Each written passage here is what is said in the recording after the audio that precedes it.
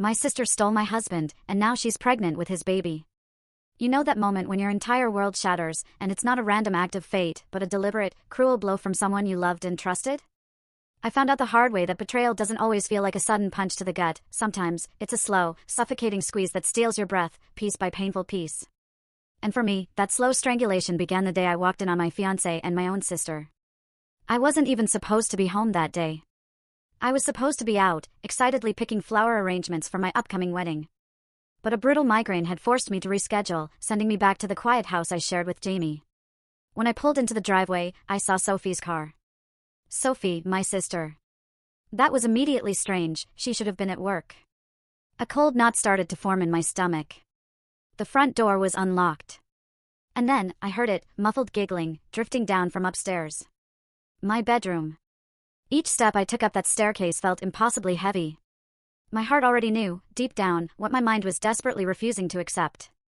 And then, I heard voices from behind the barely cracked door of my bedroom. Sophie's voice, hushed but clear, "Jamie, we should tell her soon." Jamie's reply, a low murmur that sent a shiver down my spine, "I know, baby. After the wedding, okay? We'll figure it out. After our wedding." My hand trembled, a violent tremor, as I pushed the door open. And there they were. My fiancé. My sister. Tangled together in my sheets, the very sheets Jamie and I had picked out, laughing, at Bed Bath & Beyond just last month. IV. Sophie scrambled, a pathetic attempt to cover herself. But Jamie? He just sat there, utterly frozen, staring at me with wide, guilty eyes. "Oh God, this isn't. I mean, we were going to," he stammered, trying to string together some semblance of an excuse. "Going to what?" My voice sounded foreign, eerily calm, detached. "Wait until after the wedding to tell me you've been sleeping with my fiancé?" Jamie finally found his voice. "Ivy, please, we didn't mean for this to happen. It just did." I laughed. Actually, truly, maniacally laughed. "How long?" Sophie started to cry then, that familiar, helpless cry she'd always used to get her way. 3 months. And I'm pregnant. The room spun. 3 months. 3 months while I'd been lost in the joy of wedding planning, picking out china patterns, writing my vows. 3 months while they'd been planning their own future, right under my nose. "Get out," I whispered. When neither of them moved, paralyzed by their guilt, I grabbed Jamie's clothes from the floor, balled them up, and hurled them at him. "Get out!" They dressed quickly, Sophie's sobs filling the air. I stood in the doorway, a stone pillar, blocking their exit. "The ring," I said. Jamie blinked, confused. "What?" "The engagement ring. Give it back." He slipped it off my finger, his touch making my skin crawl, making me want to scrub it away. As they shuffled past me, Sophie reached out, a pleading hand towards my arm. "Ivy, please, we need to talk about this." I jerked away as if she'd burned me. Don't touch me. Ever again." The next few days passed in a blur of shock and raw pain. My mother called constantly, her voicemails growing increasingly frustrated. "Ivy, you need to come home. Sophie's devastated. She needs her sister right now." Finally, on the 4th day, I answered. "She needs me? Are you serious?" "Sweetheart, these things happen," she continued, as if discussing a spilled glass of milk. "Sophie and Jamie, they're in love. Real love. And with the baby coming," "Stop," my voice cracked, betraying the icy calm I was trying to project. "Just stop. We're having a family dinner tonight," she plowed on, ignoring my protest. "Everyone will be there. We need to discuss the situation like adults." Against every fiber of my being, I showed up. The dining room felt suffocating. Sophie and Jamie sat together, radiating a sickening, nervous intimacy. My mother hovered anxiously, trying to force smiles. My father stared at his plate, refusing to meet my eyes. "We're getting married next month," Sophie announced, her hand protectively over her stomach, a triumphant little smile playing on her lips. "A small ceremony. Nothing fancy." My mother beamed. "Isn't it wonderful? You'll be an aunt, Ivy." I stood up so quickly my chair toppled backward, crashing against the floor. "Wonderful?" My voice was sharp, laced with disbelief. "My sister sleeps with my fiancé, gets pregnant, and that's wonderful?" "Now, Ivy," my father finally spoke, his voice tight. "What's done is done. We need to move forward. As a family. A family? I grabbed my purse, my knuckles white. You want to know what family does? Family protects each other. Family doesn't steal your happiness and then expect you to celebrate their betrayal. Sophie started crying again, a fresh wave of performative tears. She'd always been good at that. Please, Ivy. I love him. We love each other. I looked at them all, my sister's manufactured tears, Jamie's sheepish, guilty face, my parents' pleading eyes. In that moment, something inside me hardened. They wanted me to forgive and forget. To play the supportive sister and daughter, to make them feel better about their choices. Instead, I walked to the door, pausing only to say, "Congratulations on your perfect little family. I hope you're all very happy together." As I drove away, my phone buzzed with messages I wouldn't read. They thought this was the end. Poor Ivy, running away to lick her wounds. But they were wrong. So incredibly wrong. This wasn't the end. This was just the beginning. I pulled into my best friend Eric's driveway, my hands steady on the wheel for the first time in days. He opened the door before I could even knock, took one look at my face, and pulled me into a tight, silent hug. "I need your help," I whispered against his shoulder, the words raw. "Anything." "I want to buy a house," I pulled back to meet his confused gaze. "Their dream house, specifically. And I know exactly how to do it. 6 months can change everything." I sat in Craig's office, my mentor, watching him review the quarterly reports I'd prepared. His eyebrows rose higher with each page. "Ivy, these numbers are exceptional." He set down the papers.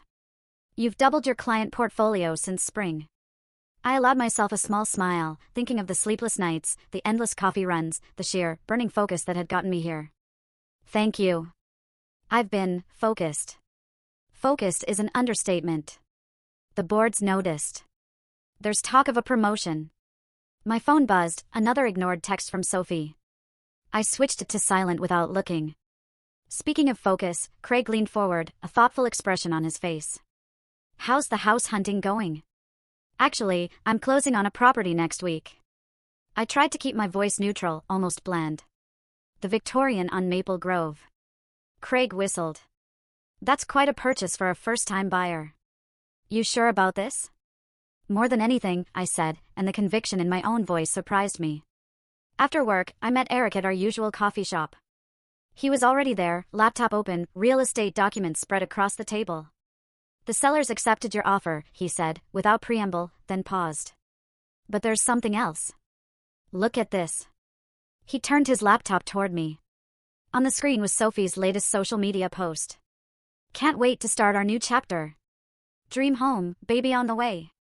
Below it, a photo of her and Jamie, beaming, standing right in front of the Victorian house I was about to own. "They don't know," I said, taking a slow sip of my coffee, feeling a strange mixture of calm and grim satisfaction. "They think they're getting it." "Ivy," Eric ran a hand through his hair, a worried furrow in his brow. "Are you absolutely sure about this?" "Once you sign those papers, they're meeting the realtor tomorrow," I cut in, my voice sharp. "To make their offer. An offer they can't afford, by the way. I've seen Jamie's financials." "How did you?" "Denise in accounting. She owed me a favor." Eric closed his laptop, a sigh escaping him. "You've thought of everything, haven't you?" "Almost." I pulled out my phone, showing him the invitation I'd just received. "Sophie's having a housewarming party next month. For a house she doesn't own yet." My phone rang again, my mother this time. I declined the call. "They're going to hate you for this," Eric said quietly, his eyes searching mine. "They already do," I replied, a bitter edge to my voice. "They just pretend they don't." The next week passed in a blur of signatures and legal documents. I sat in my lawyer's office, pen hovering over the final paper. "Once you sign," she said, her voice clear, "the house is yours. All renovations and modifications will be at your discretion." I signed. Walking out, I bumped into Denise from work. "Hey! I was just heading to your office. Did you hear about?" "Hear about Sophie and Jamie?" My stomach tightened, a familiar clench. "What about them?" "Their loan application was denied. They're devastated. Sophie's been crying all over Facebook about losing their dream home." I forced a sympathetic frown, a mask I was getting good at wearing. "That's terrible." I know, and with the baby coming, Denise lowered her voice conspiratorially. Your mom called the office looking for you. Said Sophie really needs her sister right now. I'm sure she does, I mumbled, turning away. Back at my desk, I opened my email to find the contractor's quote for renovations. The amount would barely dent my savings. Unlike Sophie and Jamie, I'd been smart with my money.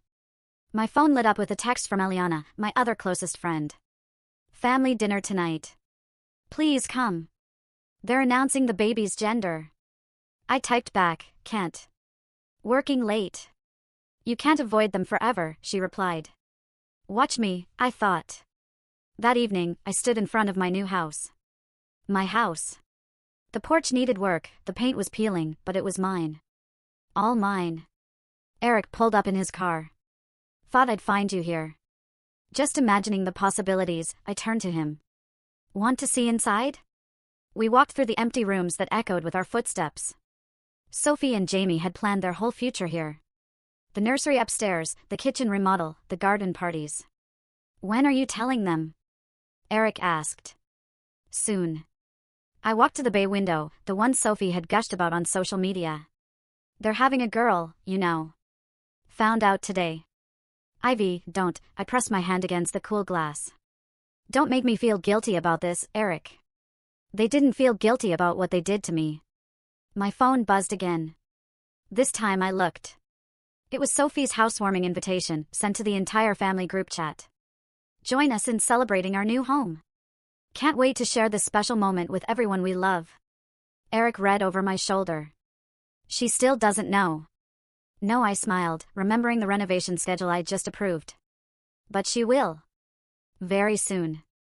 I took one last look around at what would have been their dream home. In days, the contractors would arrive. In 31 days, Sophie and Jamie would realize exactly what they'd lost. And I would be there to watch it all unfold. You're different lately, Denise said, studying me over lunch. Calmer. Almost, scary calm. I stirred my salad, watching lettuce leaves swirl like tiny green boats. I'm just focused on work. Please. You're plotting something. She leaned closer, her voice hushed. Spill. Before I could respond, Sophie walked into the restaurant. Her baby bump was obvious now, round and prominent under her flowing dress. I ducked behind my menu, but it was too late. IV. She waddled over, Jamie trailing awkwardly behind her. I've been trying to reach you for weeks. I've been busy, I kept my voice light, professional, knowing the restaurant was full of my colleagues. Congratulations on the gender reveal. You'd know more if you'd come to family dinners. Sophie pulled up a chair, uninvited. We miss you. Jamie stood awkwardly beside her. Hey, Ivy. I ignored him, gathering my things. Sorry, I have a meeting. Wait. Sophie grabbed my arm, her grip surprisingly strong. The housewarming party. You're coming, right? We found another house, even better than the Victorian. Everything happens for a reason, you know. She met my eyes, a saccharine sweetness in her smile. Does it? I asked, my voice flat. Of course. Like me and Jamie. Sometimes the universe knows better than we do. Denise choked on her water. The universe. I stood up straight. Right. Well, I wouldn't miss your housewarming for anything. Outside, Denise caught up with me. Okay, what was that? You looked like you were about to either cry or commit murder. Neither. I checked my phone, an email from the contractors confirming next week's start date. I'm just giving the universe a little help. Back at the office, Eric was waiting by my desk. Emergency best friend meeting. Now. He dragged me to the stairwell, our usual spot for private conversations. I just overheard Jamie on the phone. He's in trouble, Ivy. Big trouble. What kind of trouble? Gambling debts. He's been betting on sports games, losing big. That's why they couldn't get the house loan. I leaned against the cool wall. Does Sophie know? No. He's telling everyone they chose a different house because it's better for the baby. Eric ran a hand through his hair, looking genuinely troubled. This changes things, right? Changes your plan? I mean, they're already suffering. Maybe that's enough. I thought about my mother's voicemails, all about how Sophie needed support, how blessed they were, how I needed to move on. About Jamie's hand on my sister's stomach at the restaurant, the same hand that used to hold mine. No, I said, my voice cold and firm. It's not enough. That night, I drove past their current apartment. The lights were on. Shadows moved behind curtains. They looked happy, normal, like they hadn't just utterly destroyed someone else's life to build their own. My phone rang. Eliana. Before you say no, she said when I answered, hear me out. Family brunch Sunday. Just you and me. And, okay, yes, Sophie and your mom will be there. But so will I, running interference. Please? I hate being stuck between everyone. I sighed. Fine. 1 hour. Sunday arrived too quickly. I walked into the cafe to find Sophie already crying. These hormones, she sniffled, as I sat down. I'm just so happy you came. My mother beamed, seizing the moment. See? This is what family does. We come together. Eliana caught my eye and mouthed, sorry. Sophie wiped her eyes. The new house is perfect. The owners accepted our offer right away. Jamie says it's meant to be. When do you move in? I asked, knowing the answer. 3 weeks. Just in time to set up the nursery before I get too big. She pulled out her phone. Want to see the photos? The previous owners are doing some renovations before we move in. I looked at the pictures. My house. My renovations. Lovely. We're thinking of calling her Ivy, Sophie said suddenly, her voice dripping with artificial sweetness. After you. To show there are no hard feelings. The cafe went silent. Even my mother looked uncomfortable. No, I said quietly, my voice steel. You don't get to do that. You don't get to steal my life and then name your baby after me like it makes everything okay. Sophie's lower lip trembled. I thought you'd be honored. Honored? I stood up, my chair scraping loudly against the floor. You want to honor me? Try not sleeping with my fiancé next time. Ivy, my mother hissed, mortified. People are staring. Let them stare. I grabbed my purse. I'm done pretending everything's fine. Eliana followed me outside. That was intense. It's about to get more intense, I said, showing her the contractor's schedule on my phone. They start tomorrow. The renovation that Sophie thinks the sellers are doing. She studied me for a long moment. You know this won't make you feel better, right? Maybe not. I watched through the cafe window as Sophie cried on our mother's shoulder. But it'll make them feel worse. And right then, that was all that mattered. Eliana's birthday party felt like walking into a minefield. The backyard was filled with familiar faces, all pretending not to watch me as I navigated through the crowd. Eric squeezed my hand, a silent, reassuring gesture. We can leave any time, he whispered. Not yet. I spotted Jamie by the drinks table, checking his phone with a worried, furtive expression. This is getting interesting. Sophie waved from her seat of honor, surrounded by gift bags full of baby items. Trust her to hijack someone else's birthday party. Ivy. Come feel the baby kick. I'm good. I grabbed a glass of wine, watching Jamie slip away to make another phone call. Eliana appeared beside me. He's been doing that all afternoon. Sophie thinks he's handling work stuff. Bookie stuff, more likely, I muttered under my breath. What? Nothing. I forced a smile as my mother approached. Ivy, darling, Sophie's about to open the presents. Come sit with us. Actually, I raised my voice slightly, ensuring Sophie and those nearest could hear. I'd love to hear more about the house, Sophie. The renovations must be almost done? Sophie brightened, her face momentarily forgetting her woes. Oh my God, yes. The contractors have been amazing. They're painting the nursery this gorgeous shade of lavender. Contractors? Jamie interrupted, returning from his call. His face had gone pale, a sheen of sweat on his forehead. What contractors? The ones doing the renovations before we move in, darling, Sophie frowned, confused by his reaction. You said the sellers arranged everything. Jamie tugged at his collar, his eyes darting. Right. Of course. He shot me a panicked look. I sipped my wine, watching him squirm. He hadn't arranged anything. How could he, since he didn't own the house? I wondered how long he could keep up the lie. Show everyone the nursery photos, Sophie, she urged him. Jamie's phone rang again. Sorry, I need to take this. He quickly walked away, trying to escape. I followed him around the corner of the house, staying just close enough to hear. I know I'm late on the payment, he hissed into the phone, his voice ragged. The house fell through, okay? But I've got another plan. No, please, just give me 2 more weeks. Problems? I stepped into view.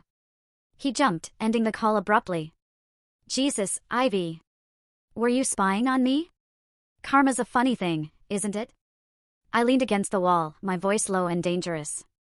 1 minute you're on top of the world, the next, what's that supposed to mean? His eyes narrowed, suspicion warring with fear. Nothing, I smiled sweetly. Just thinking about how quickly things can change. Houses slip away. Debts pile up. His hands clenched around his phone. What do you know? I know Sophie would be devastated to learn about your gambling, I said, letting the words hang in the air. Almost as devastated as I was when, there you are. Sophie waddled around the corner, interrupting my thought. What are you two talking about? The house, I said smoothly. Jamie was just telling me about all the special features. The bay window. The vintage fireplace.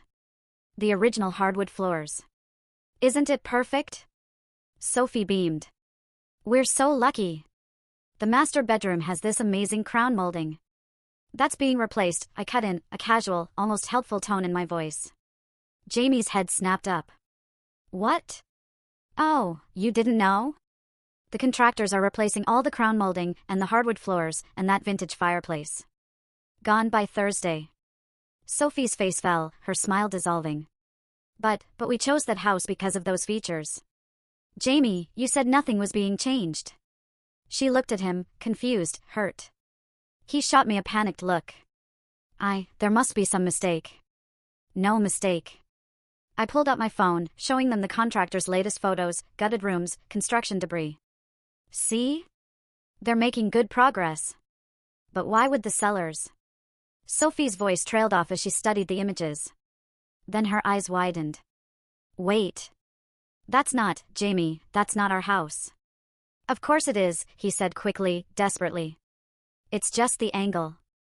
No. Look at the address in the background. She zoomed in on one photo. That's the Victorian we lost. Why do you have renovation photos of a house we don't own? I watched the color drain from Jamie's face as his house of cards began to collapse. Someone else bought it, he stammered, voice barely a whisper. The loan, we couldn't, then why are you acting like we're moving in? Sophie's voice rose, thick with tears. Why are there contractors? Why did you let me plan a housewarming party? Other guests were starting to stare, drawn by the commotion. My mother hurried over, her face a mask of concern. What's going on? I'd like to know that too, Sophie said, tears streaming down her face, her hand clutching her stomach. Jamie? He opened his mouth, closed it, then turned and walked quickly toward his car, clearly trying to make an escape. Jamie! Sophie tried to follow, but stumbled. My mother caught her arm. What did you say to him? My mother demanded, her gaze icy. I shrugged, a nonchalant gesture I didn't quite feel. Just the truth, for once. Sophie sank into a nearby chair, one hand on her stomach.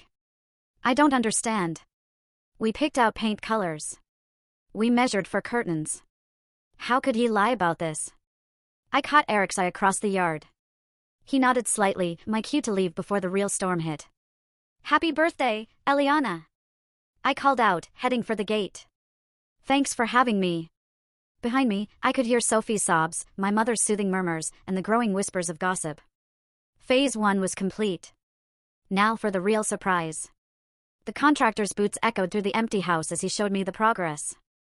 We've gutted the master bedroom and nursery as requested. The new fixtures arrive tomorrow. I ran my hand along the exposed beams, all that remained of Sophie's dream nursery. Perfect. And the timeline? We'll be done 2 days before their supposed move-in date, he checked his clipboard, then added, a puzzled note in his voice, though I still don't understand why we're renovating exactly what they wanted to keep.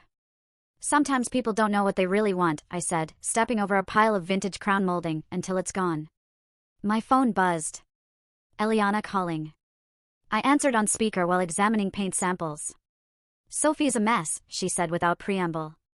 Jamie finally came clean about the gambling. She's staying with your parents. How much does he owe? Enough that they're selling her engagement ring. The one he gave her after, you know.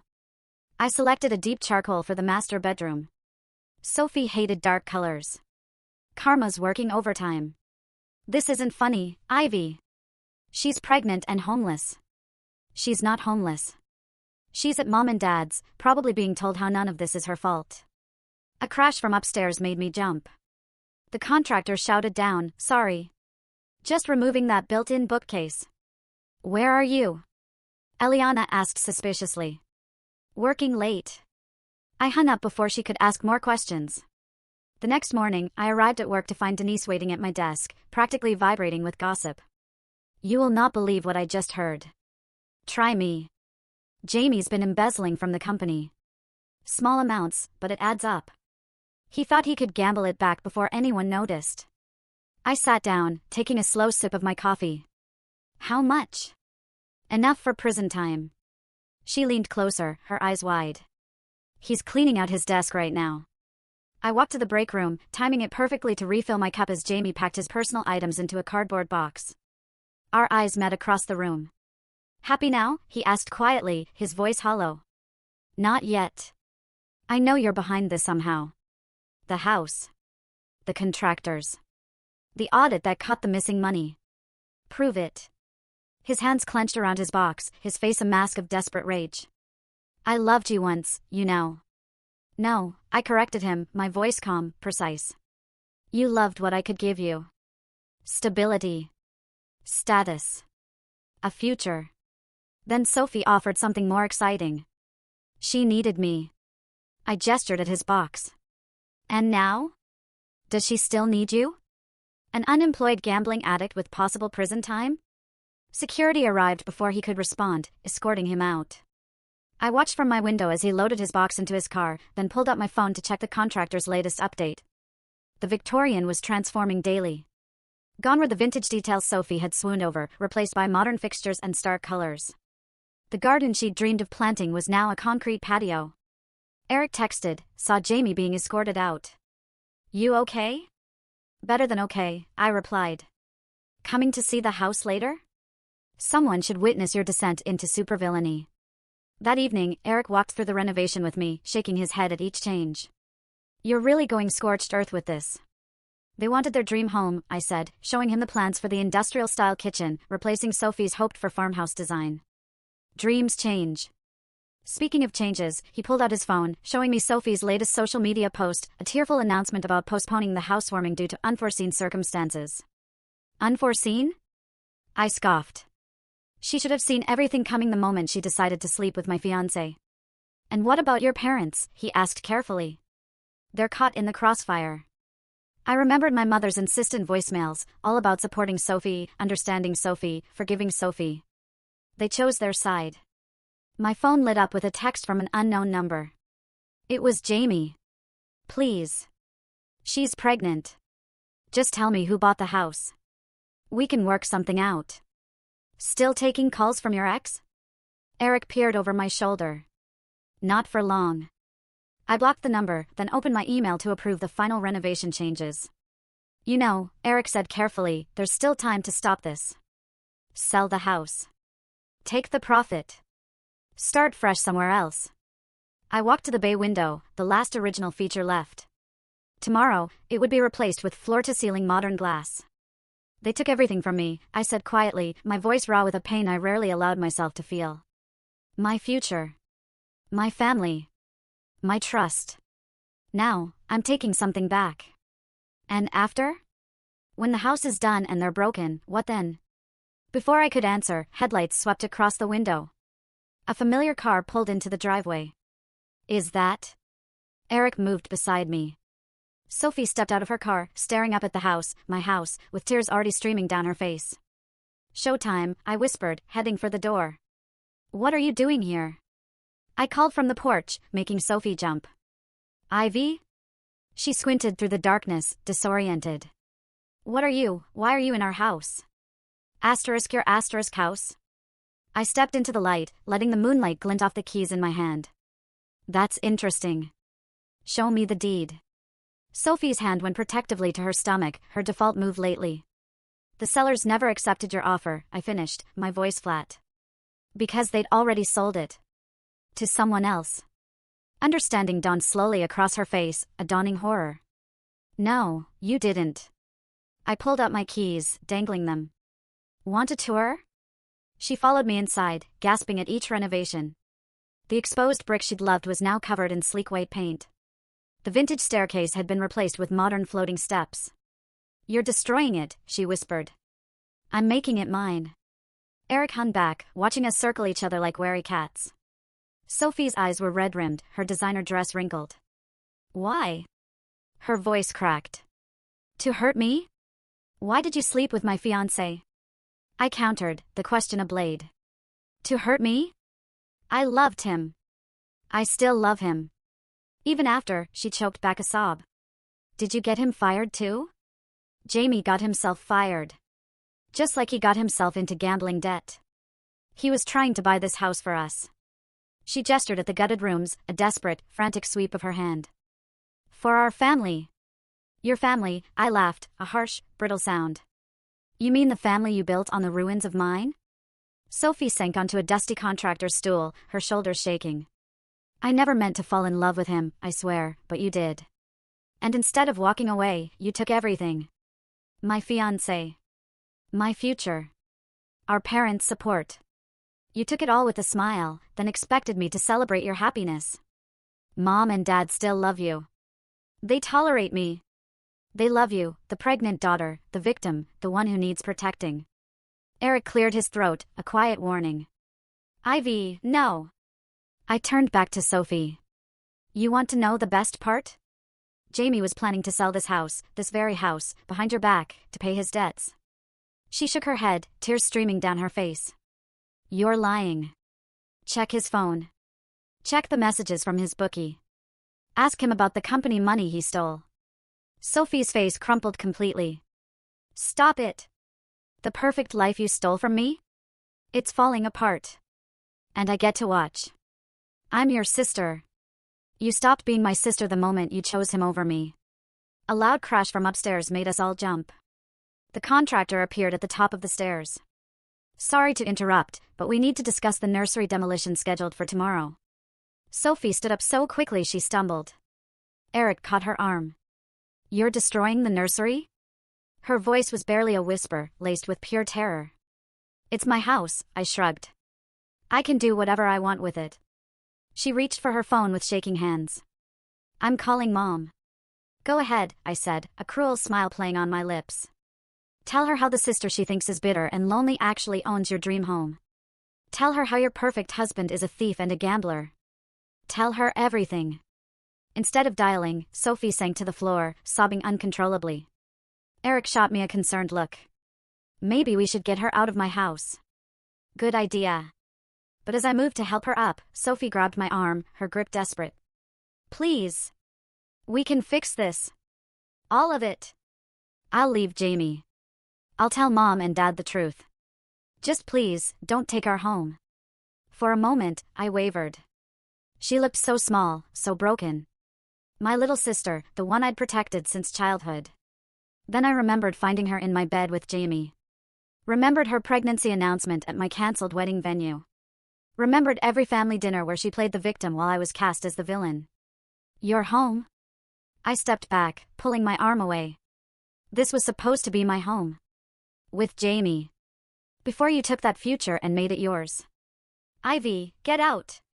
When she didn't move, I raised my voice, a roar echoing in the empty space. Get out. Eric helped her up, guiding her toward the door. She paused in the doorway, one hand on her stomach, her voice a hollow whisper.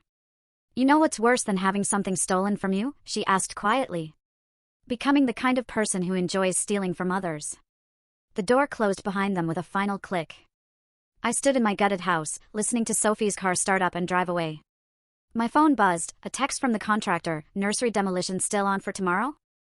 I stared at the message for a long moment, Sophie's words echoing in my head. Then I typed back, proceed as planned. Because some wounds run too deep for mercy.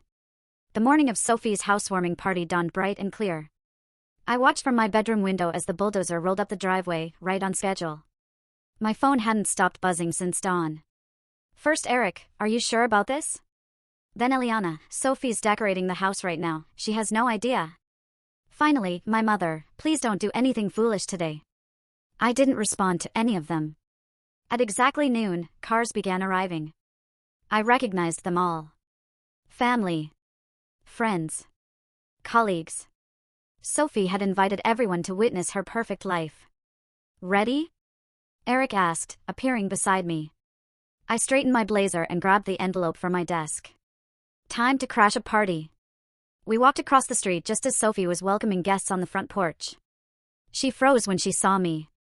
You're not supposed to be here. Actually, I smiled, a cold, hard smile. You're not supposed to be here. The bulldozer engine roared to life.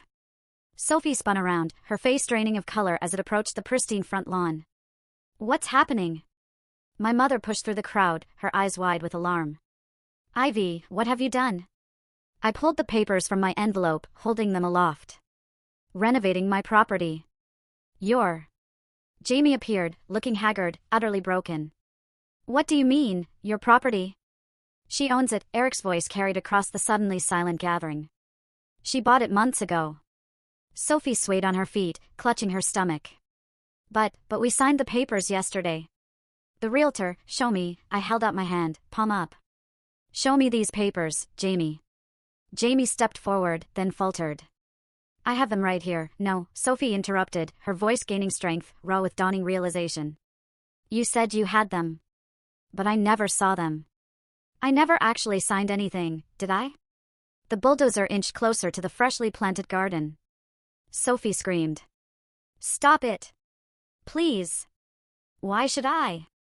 I moved closer to her, my voice low and cutting. You didn't stop when I begged you to. When I asked why. Why my sister would do this to me. I'm sorry, she fell to her knees, sobbing uncontrollably, the carefully constructed facade finally crumbling. I'm so sorry, Ivy. Please, don't destroy our home. It was never your home. I signaled the bulldozer driver. It was my future you destroyed. Now I'm just returning the favor. Jamie tried to run again, but two men in suits blocked his path. James Fletcher, one flashed a badge. We need to discuss some financial discrepancies at your former workplace. As they led Jamie away, Sophie crumpled the eviction notice in her fists, her voice a desperate, broken whisper. Where are we supposed to go?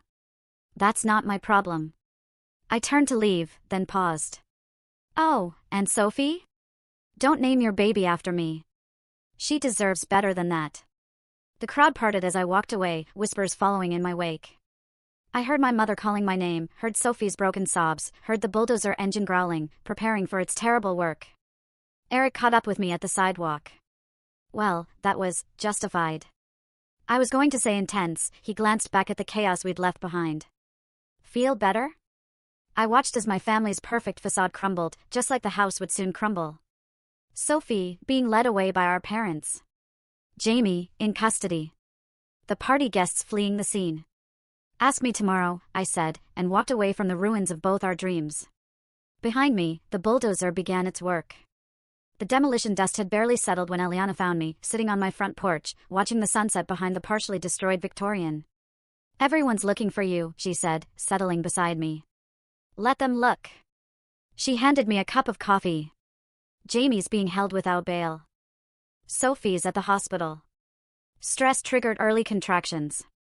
The coffee burned my tongue, but I welcomed the pain. It felt real, grounding. Did you know, I said, my voice barely a whisper, that I used to imagine my whole life in this house? Sunday dinners. Christmas mornings. Kids running up and down those stairs. And now, I gestured at the demolished garden, the exposed beams, the chaos I'd created. Now I'm going to sell it as is. Let someone else build something new from the wreckage. My phone lit up. My mother calling again. This time, I answered. Where are you? She demanded, her voice tight with anger. Home. This isn't funny, Ivy. Your sister needs you. No, I said quietly, the word filled with a newfound resolve. She doesn't. And neither do you. I hung up. As Eric's car pulled into the driveway, he carried a box of my old photos, the ones I'd left at my parents' house. Your mom dropped these off at my place, he said. Think she was hoping to find you there. I pulled out a photo. Sophie and me as kids, matching Halloween costumes. We used to be inseparable. People change. No, I crumpled the photo in my hand. People reveal who they really are. Eliana's phone buzzed. She read the message, then looked at me carefully, her expression etched with a deep sadness. Sophie lost the baby. The words hung in the air like the demolition dust. I waited. Waited to feel satisfaction. Victory. Something. Instead, I felt hollow. Ivy, Eric touched my arm, his voice gentle. Talk to us. I wanted them to hurt like I hurt. I stared at the ruined house, at the monument to my pain and their betrayal. But this isn't what I wanted. What did you want? Eliana asked softly. I don't know anymore. Headlights swept across the lawn as another car approached. Sophie stepped out, looking pale and small in her hospital gown. You shouldn't be here, Eliana started, but Sophie held up a hand. I need to say something. I stood, facing my sister across the debris-strewn yard. She looked at the destruction around us, then back at me, her eyes swollen and red. I deserve this, she said softly, her voice raw. All of it. I destroyed your life because I was jealous. You had everything. The perfect fiancé, the perfect future. I wanted to prove I could take it all away. Sophie paused, wrapping her arms around herself as if to hold herself together. I told myself it was love, that Jamie and I were meant to be. But really, I just wanted to win. To be the sister everyone chose for once. They always chose you. No, I said, my voice shaking slightly. They needed to take care of you because I was a mess. But you are the strong one. The successful one. The one they were proud of. I looked at the house, really looked at it. The demolished parts. The renovations. The ruins I'd created to make them suffer. I became exactly what they thought I was, I whispered. Bitter. Vengeful. Cruel. We both did, Sophie wiped her eyes, a fresh wave of tears. I lost everything today. Jamie. The baby. Our parents' trust. But the worst part? I lost you, long before that. The day I decided my jealousy was more important than my sister. Eric and Eliana backed away, giving us space in the growing darkness. Sophie and I stood among the ruins of both our lives. I can't forgive you, I said finally, the truth a heavy weight. I know. She nodded, tears streaming down her face. But I don't want to hate you anymore. What happens now? I looked at the bulldozer, still waiting for tomorrow's demolition. At the house that had become a monument to revenge rather than healing.